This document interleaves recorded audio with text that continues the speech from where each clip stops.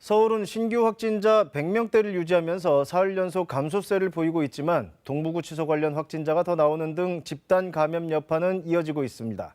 서울시는 경북 상주 BTJ 열방센터 관련해서 검사를 거부하면 고발하겠다고 했습니다. 김혜주 기자가 보도합니다.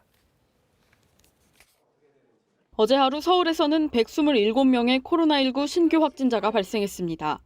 지난 7일 확진자 발생이 100명대로 내려온 이후 일주일 넘게 100명대를 유지하고 있는데 특히 지난 11일 이후 사흘 연속 감소세를 기록하고 있습니다. 하지만 종교시설 등에서는 집단 감염이 이어지고 있습니다. 경북 상주의 BTJ 열방센터와 관련한 서울시 확진자는 11일까지 누적 12명으로 확인됐습니다. 서울시는 열방센터 관련 미검사자 138명 가운데 검사를 거부하는 인원이 43명이고 연락이 닿지 않는 인원도 61명에 달한다고 밝혔습니다.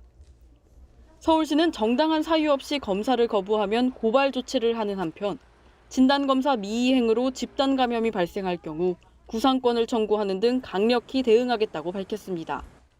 서대문구의 의료기관과 종교시설 관련 확진자는 하루 사이 2명 늘었습니다. 지난 4일 환자 1명이 처음 양성 판정을 받은 뒤 지금까지 모두 10명이 양성 판정을 받았습니다. 용산구의 주한미군 부대 관련 확진자는 모두 14명인 것으로 확인됐습니다. 교정시설 관련 확진자도 5명 늘었습니다. 법무부는 서울 동부구치소 수용자와 직원을 대상으로 9차 전수검사를 실시한 결과 남성 수용자 2명이 양성 판정을 받았다고 밝혔습니다. 또 동부구치소에서 남부교도소로 이송된 수용자 3명도 추가로 확진된 것으로 확인됐습니다. 한편 사망자는 2명 늘어 모두 254명이 됐습니다.